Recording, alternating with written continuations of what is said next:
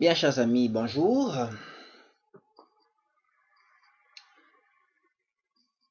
Mon souhait pour ces moments de partage est que personne ne se prive de la grâce du Seigneur. Et tout de suite, je vais vous encourager à ouvrir vos Bibles. Nous ouvrons donc nos Bibles et nous allons lire Matthieu au chapitre 13, les versets 4 à 23. Matthieu au chapitre 13, les versets 4 à 23. Je lis la parole de Dieu. Un semeur sortit pour semer. Comme il semait, une partie de la semence tomba le long du chemin. Les oiseaux vinrent et la mangèrent. Une autre partie tomba sur les endroits pierreux, où elle n'avait pas beaucoup de terre. Elle leva aussitôt, parce qu'elle ne trouva pas un sol profond. Mais quand le soleil parut, elle fut brûlée et sécha, faute de racines. Une autre partie tomba parmi les épines. Les épines montèrent et l'étouffèrent. Une autre partie tomba dans la bonne terre. Elle donna du fruit, un grain 100, un autre 60, un autre 30. Que celui qui a des oreilles pour entendre, entende. Les disciples s'approchèrent de lui et dirent, « Pourquoi leur parles-tu en parabole ?» Jésus leur répondit, « Parce qu'il vous a été donné de connaître les mystères du royaume des cieux, et que cela ne leur a pas été donné, car on donnera à celui qui a, et il sera dans l'abondance. Mais à celui qui n'a pas, on ôtera même ce qu'il a. C'est pourquoi je leur parle en parabole, parce qu'en voyant, ils ne voient point, et qu'en entendant, ils n'entendent ni ne comprennent. Et pour eux s'accomplit cette prophétie d'Ésaïe. Vous entendrez de vos oreilles, et vous ne comprendrez point. Vous regarderez de vos yeux, et vous ne verrez point. Car le cœur de ce peuple est devenu insensible. Ils ont endurci leurs oreilles, et ont fermé leurs yeux, de peur qu'ils ne voient de leurs yeux, qu'ils n'entendent de leurs oreilles, qu'ils ne comprennent de leur cœur, qu'ils ne se convertissent et que je ne les guérisse. Mais heureux sont vos yeux parce qu'ils voient, et vos oreilles parce qu'ils entendent. Je vous le dis en vérité, beaucoup de prophètes et de justes ont désiré voir ce que vous voyez et ne l'ont pas vu, entendre ce que vous entendez et ne l'ont pas entendu. Vous donc, écoutez ce que signifie la parabole du semeur. Lorsqu'un homme écoute la parole du royaume et ne la comprend pas, le malin vient et enlève ce qui a été semé dans son cœur. Cet homme est celui qui a reçu la semence le long du chemin. Celui qui a reçu la semence dans les endroits pierreux, c'est celui qui entend la parole et la reçoit aussitôt avec joie, mais il n'a pas de racine en lui-même. Il manque de persistance, et dès que survient une tribulation ou une persécution à cause de la parole, il y trouve une occasion de chute. Celui qui a reçu la semence parmi les épines, c'est celui qui entend la parole, mais en qui les soucis du siècle et la séduction des richesses étouffent cette parole et la rendent infructueuse. Mais celui qui a reçu la semence dans la bonne terre, c'est celui qui entend la parole et la comprend. Il porte du fruit, et un grain en donne 100, un autre 60 et un autre 30. Et dans le passage parallèle de Luc 8, 18, Jésus va conclure en rajoutant, « Prenez donc garde à la manière dont vous écoutez, car on donnera à celui qui a, mais à celui qui n'a pas, on ôtera même ce qu'il croit avoir. » Bien, alors, pour commencer, je voudrais déjà faire 3 petites remarques concernant le texte que nous avons lu. Alors, la première remarque, c'est relatif à la question que les apôtres vont poser à Jésus. Les apôtres vont souvent demander à Jésus, mais pourquoi est-ce que Jésus parlait en parabole aux foules, hein? Pourquoi est-ce que tu leur parles en parabole? Alors, la réponse de Jésus est claire, un peu plus claire. Jésus dira, en fait, s'il faut simplifier ce que Jésus a dit, Jésus expliquait, parlait en parabole pour révéler les choses du royaume des cieux à ceux qui cherchent Dieu, mais pour cacher les choses du royaume des cieux à ceux qui méprisent Dieu. Hein, si vous lisez la réponse de Jésus, vous allez vous rendre compte que, d'une part, il y a ceux qui sont là pour entendre, ils entendent mais ils ne comprennent pas, et d'autre part, il y a les disciples de Jésus qui sont là, qui après, même quand ils n'ont pas compris, parce que dans les passages parallèles dans Luc ou dans Marc, où Jésus donne la même parabole du semeur, on comprend même que les disciples eux-mêmes n'avaient pas compris la parabole.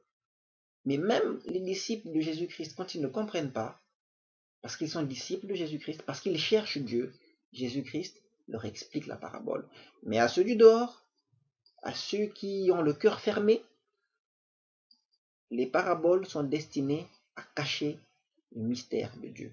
Donc Jésus parlait en parabole pour éclaircir les mystères de Dieu à ceux qui sont disposés à le chercher, mais pour cacher les choses de Dieu à ceux qui sont disposés à le mépriser. Moi je le dis pour que vous puissiez examiner les intentions que vous avez dans votre cœur. Il y a des gens qui, dès qu'ils ont ouvert leurs oreilles pour écouter ce message, ont déjà fermé leur cœur. Ils se disent que bon, celui-là, quand il aura fini son blablabla, je n'aurai déjà rien compris. Et ils ont déjà l'intention de mépriser la parole. Si c'est ça, peu importe, quel que soit le prédicateur, si vous avez, quel que soit le meilleur prédicateur au monde qu'on vous donnera, vous ne comprendrez jamais la parole de Dieu. Par contre, moi, je tiens à vous encourager à chercher à écouter la parole de Dieu parce que vous cherchez Dieu. Parce que vous voulez cesser avec cette séparation qu'il y a entre vous et Dieu.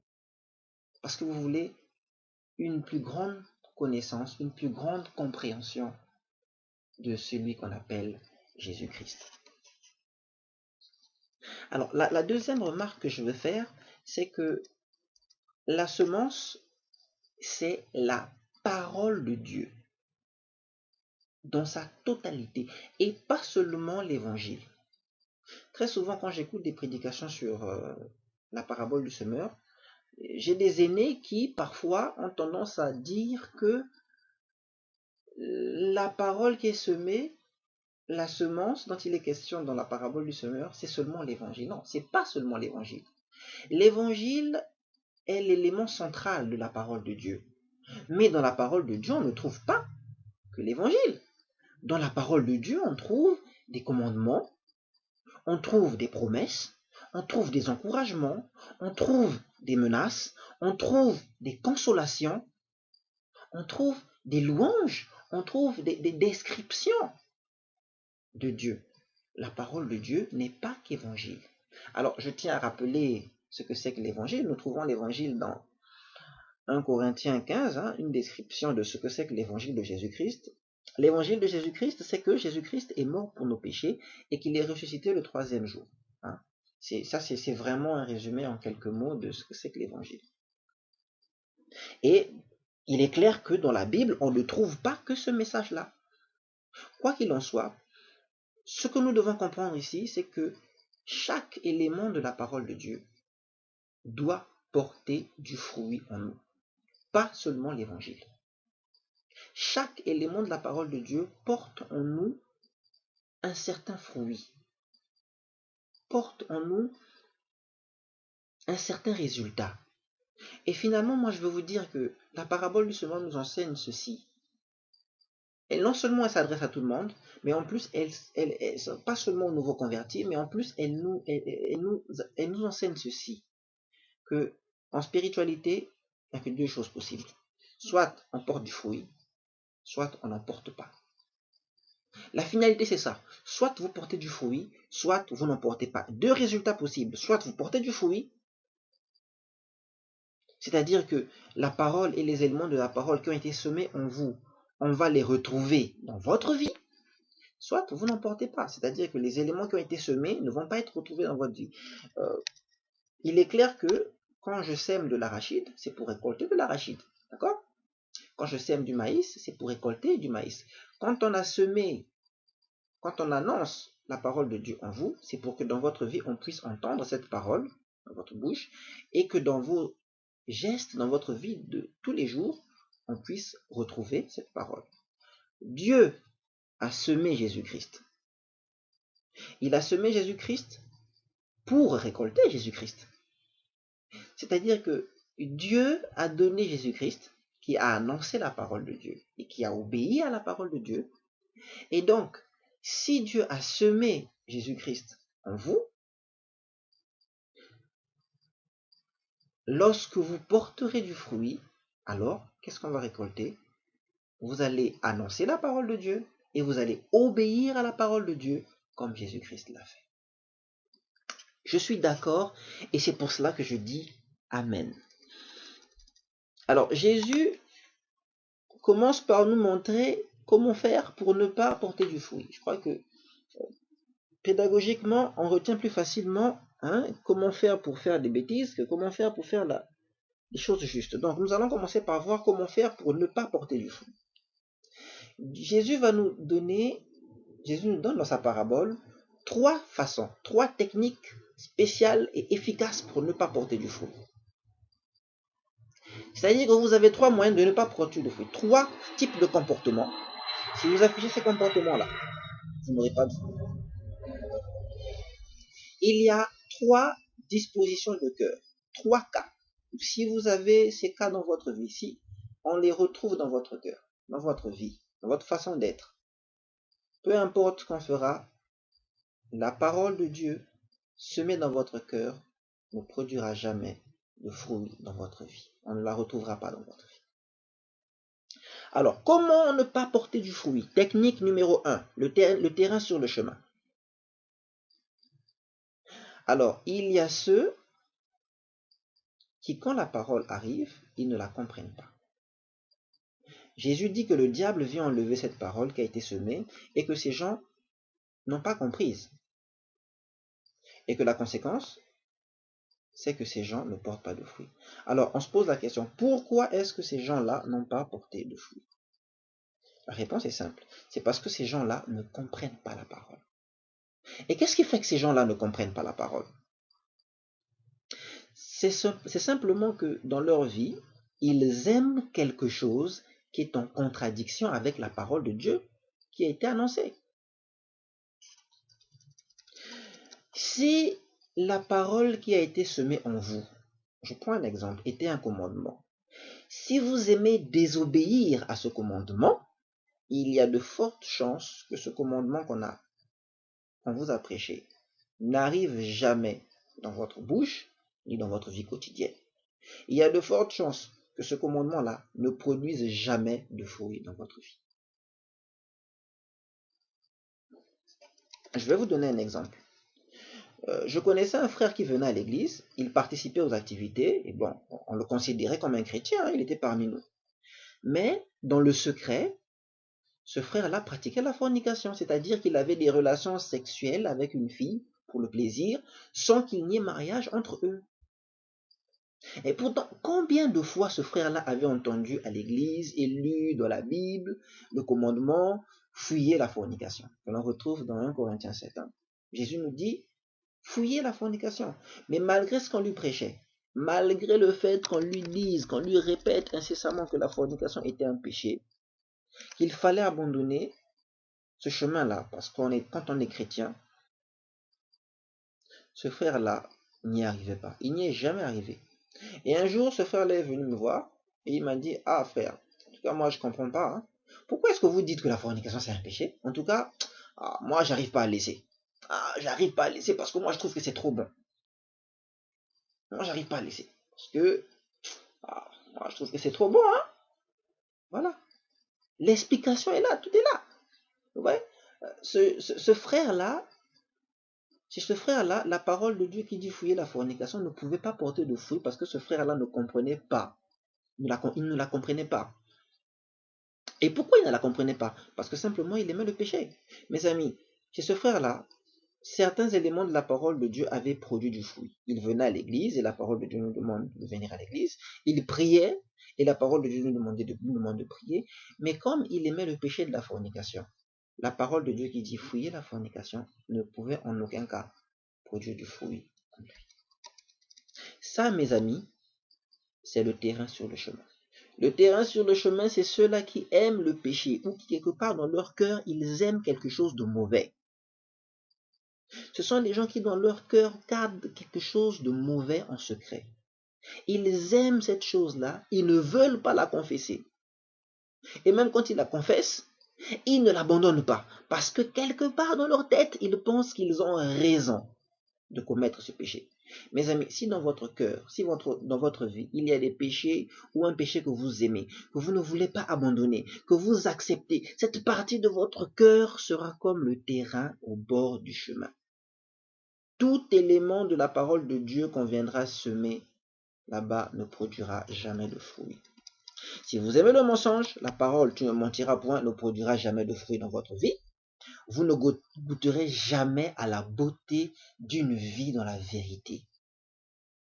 Vous savez, mes amis, vivre dans la vérité, c'est une paix, c'est un repos. Les gens qui vivent dans le mensonge sont prisonniers dans du mensonge. Chaque fois, il faut qu'il invente un nouveau mensonge plus efficace pour se protéger. Et il a peur qu'on découvre qu'il est en train de mentir.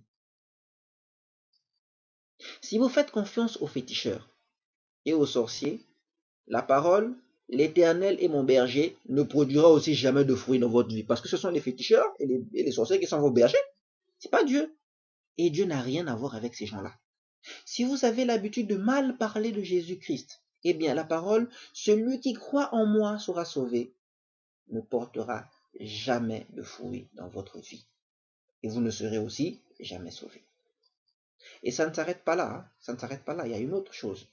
Remarquez que sur le terrain qui est au bord du chemin, le diable a le droit de venir faire ce qu'il veut.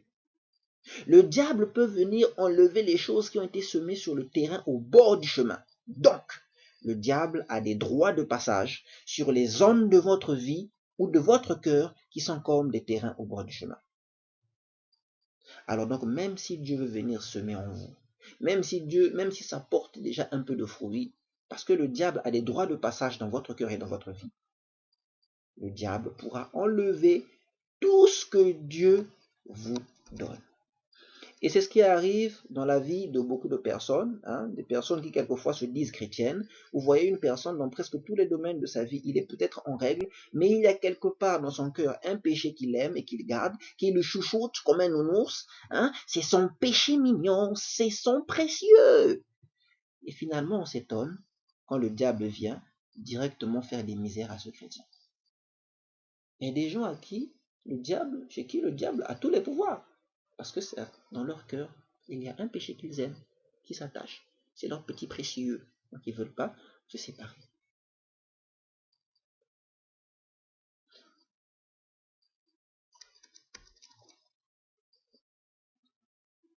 Alors ça, c'est la première façon, première technique pour ne pas produire du fruit. Deuxième méthode pour ne pas produire du fruit, le terrain rocailleux. Le terrain rocailleux. Alors le terrain rocailleux, c'est un terrain où on trouve beaucoup de pierres. C'est un terrain là où on trouve des pierres. Alors, cette fois, ce sont ceux qui reçoivent la parole avec joie, mais dès qu'il y a des difficultés ou des détresses, ils laissent tomber. Bon, alors ici, on peut déjà dire que ce sont des gens qui savent écouter. Ils écoutent, je ne dirais pas qu'ils savent écouter, mais qui écoutent. Ils écoutent la parole de Dieu et ils sont même parfois contents de l'écouter, puisque Jésus nous dit qu'ils reçoivent la parole avec joie. Vous savez, il y a beaucoup de choses dans la Bible qu'on aime écouter.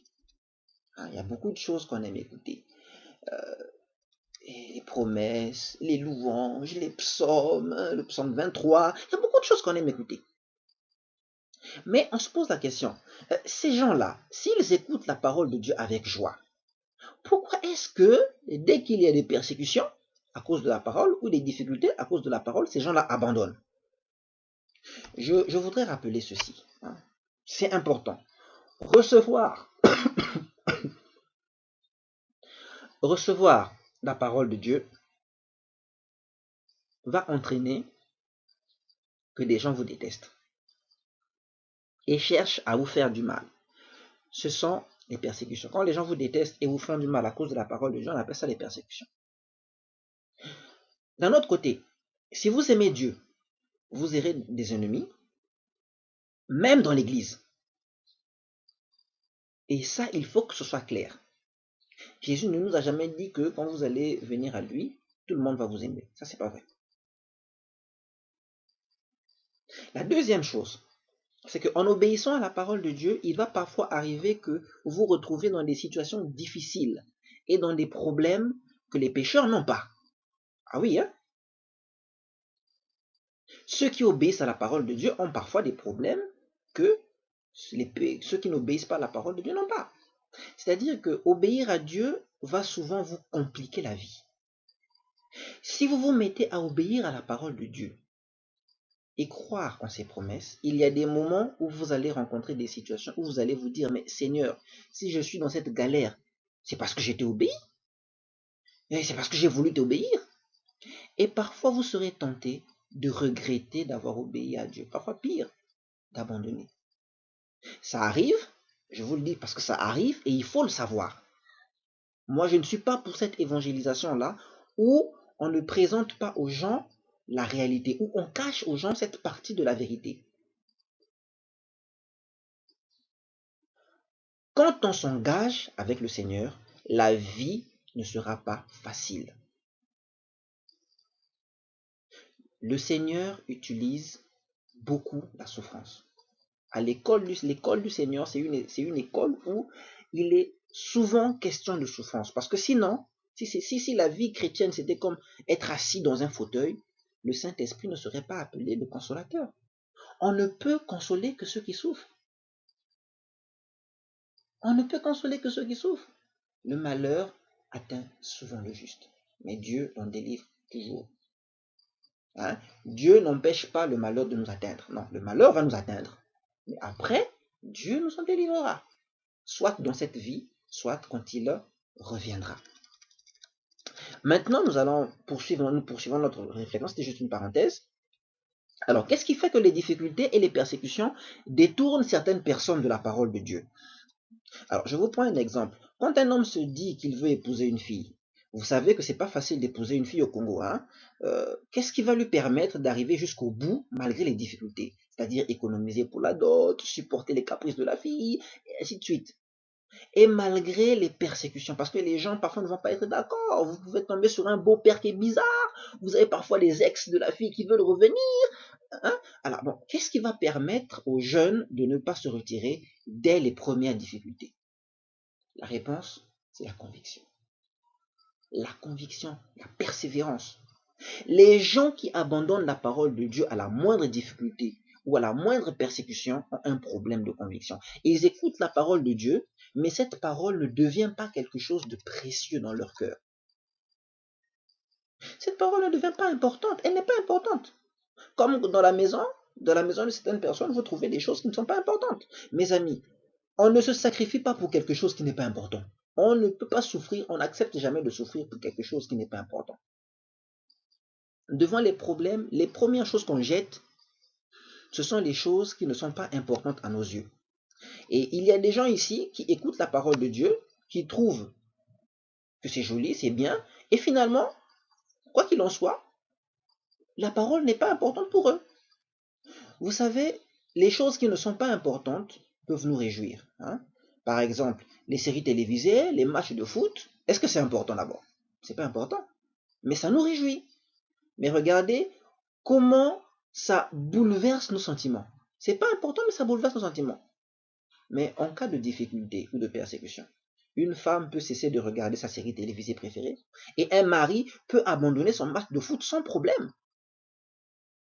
Si vous êtes agressé, si votre foi est malade, mes amis, même si vous aimez la série télévisée là, même si vous aimez le match de foot, vous allez abandonner ça parce que vous savez que le match de foot, c'est pas important. La série télévisée, c'est pas important, ce sont des distractions. C'est pareil avec la parole de Dieu. Si dans votre cœur, la parole de Dieu n'est qu'une distraction, s'il y a des éléments de la parole de Dieu qui vous plaisent, mais que vous ne trouvez pas importants, ces éléments-là ne porteront jamais de fruits. Si tu trouves que éviter les rapports sexuels avant le mariage, ce n'est pas important, hein, le jour où ton amoureux menacera de te quitter, si vous ne couchez pas ensemble, tu céderas. Et ce commandement-là ne portera pas les fruits que Dieu voulait que ça porte dans ta vie. Si pour toi, la parole, qu'y a-t-il de commun entre la lumière et les ténèbres, n'a pas d'importance, tu finiras par épouser quelqu'un qui est dans les ténèbres devant certaines difficultés du célibat, parce que le célibat, c'est difficile, c'est parfois difficile. Si tu trouves que la bénédiction que Dieu donne dans l'église, c'est-à-dire là où des frères sont ensemble dans le Seigneur, n'est pas importante, eh bien, le jour où tu auras un conflit ou une difficulté avec un frère ou une soeur, tu cesseras de venir simplement à l'église et cette promesse de bénédiction de Dieu sur les chrétiens ensemble qu'on peut lire dans le psaume 133, ne portera pas de fruits dans ta vie. Si tu trouves que la parole, Jésus est le seul chemin, la vérité et la vie, n'est pas importante, un jour, quand tu seras menacé par les terroristes musulmans, tu finiras par dire, on peut être sauvé aussi par Mahomet, ce qui est faux, et tu abandonneras la foi. Bref, la deuxième façon de ne pas porter de fruits, c'est de ne pas prendre la parole de Dieu au sérieux, de ne pas en faire quelque chose de très important pour nous.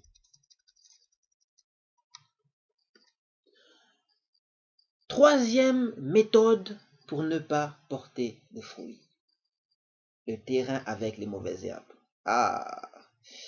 Cette troisième technique-là pour ne pas porter de fruits, moi je trouve que c'est la plus pernicieuse, c'est la plus dangereuse.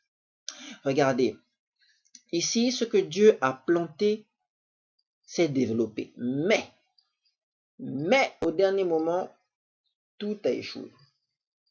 Parce qu'il y avait des choses qui poussaient en même temps que la parole de Dieu et des choses qui lui faisaient concurrence.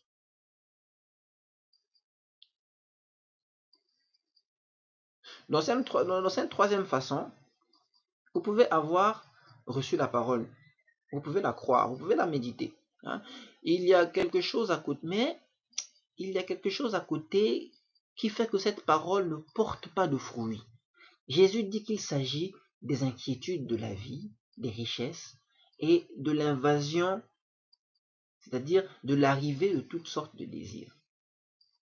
Ici, ce n'est pas un problème de péché qui empêche la parole de produire du fruit ou de mûrir dans votre vie. Ce n'est pas aussi un problème d'importance, parce que la parole pousse. Ici, c'est un problème de priorité. Je m'explique. Si un jour votre maison venait à brûler, quelles sont les choses qu'il faut absolument que vous puissiez récupérer? Vous savez, même si vous avez beaucoup de choses importantes dans votre maison, les premières choses que vous allez sauver sont celles qui constituent votre priorité. Une priorité, c'est quelque chose qui passe d'abord avant tout le reste. C'est quelque chose qui est plus important que d'autres. Il arrive que dans la vie de certaines personnes, il y a des choses qui soient plus importantes que les éléments de la parole de Dieu, qu'on leur prêche ou qu'ils lisent dans la Bible. Jésus parle de trois choses: les inquiétudes de la vie ou les soucis, préoccupations de la vie. C'est-à-dire, par exemple, réussir. Tout le monde veut réussir. Ce sont des inquiétudes de la vie.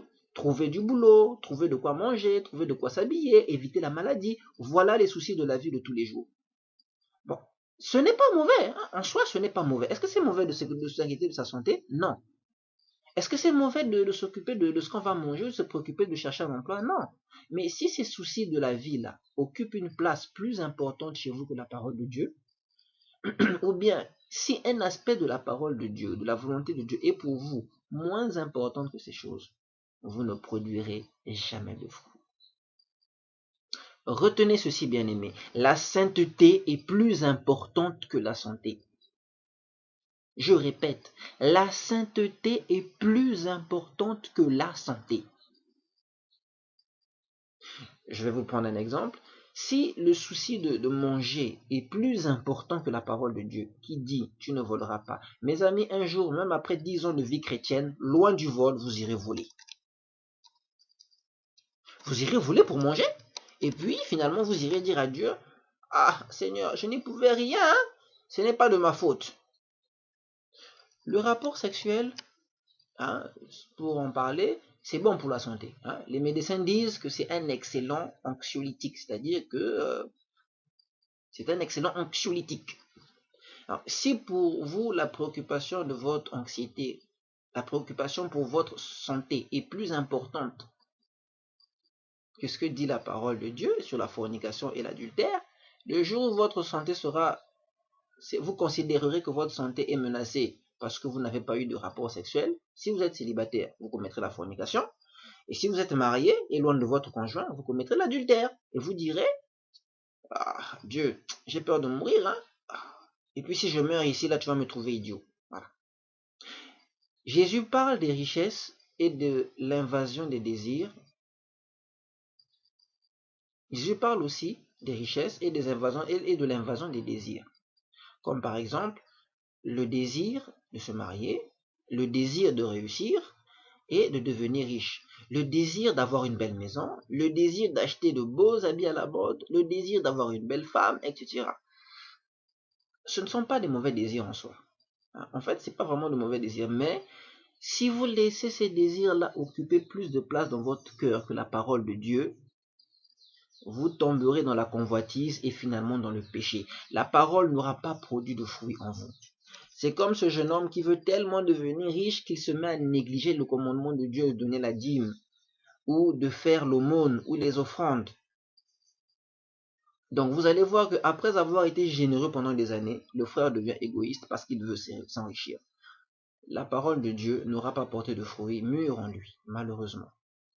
C'est comme cette femme-là qui est tellement préoccupée par le mariage, parce qu'elle voit l'âge passer et qu'au bout d'un moment, le désir de se marier va étouffer la parole de Dieu sur la nécessité de choisir son conjoint dans le Seigneur. Parce que quand on veut se marier, parfois c'est le commandement qu'on néglige, hein? Choisir son conjoint dans le Seigneur. Et finalement, elle va se retrouver, parfois après un long combat, mariée à un incroyant. Alors, la parole de Dieu sur le choix du conjoint n'aura pas porté de fruits mûrs dans sa vie. Ou encore, ce frère-là qui veut tellement trouver du boulot que petit à petit, il donne plus d'importance au boulot qu'à la parole de Dieu, qui demande de faire preuve de sagesse pour ne pas être une occasion de chute pour les inconvertis. Il va finir par accepter un travail où il collabore au commerce de la drogue ou dans les lieux de débauche comme dans une boîte de nuit. Retenez ceci. Rien n'est plus important que la conformité à la parole de Dieu. Remarquez qu'ici, il s'agit de porter des fruits mûrs, pas des fruits verts. C'est-à-dire des choses qui ressemblent à peu près à des fruits, mais qui ne sont pas des fruits que Dieu va apprécier. Tu peux être une bonne chrétienne qui a attendu le mariage pendant longtemps. Si parce que tu penses que l'âge est en train de passer, tu vas épouser un païen, tu ne porteras jamais les fruits mûrs de l'union entre la lumière et la lumière. La parole de Dieu qui dit, mariez-vous avec la lumière, que le temple de Dieu soit avec le temple de Dieu. Cette parole de Dieu qui nous demande de nous marier dans le Seigneur ne portera jamais de fruits mûrs dans ta vie. Tu seras là à regarder la beauté du mariage des vrais chrétiens entre eux, mais toi dans ton foyer, tu auras des problèmes avec ton mari ou avec ta femme parce que ton beau-père, qui est Satan, est l'ennemi de ton père, qui est Dieu.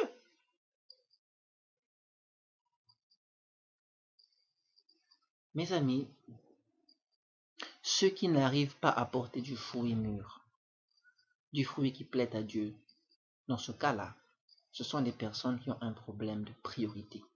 La sagesse de Dieu n'est pas leur priorité dans leurs paroles et dans leurs actes. Alors, nous venons de voir les différentes façons de ne pas porter du fruit. Et nous allons maintenant voir ce qui nous intéresse finalement. Comment porter du fruit? Comment porter du fruit? Nous avons vu 3 méthodes. Il y a beaucoup de méthodes pour ne pas porter de fruit, mais heureusement, il n'y a qu'un seul chemin pour porter du fruit. Voilà ce qui nous intéresse.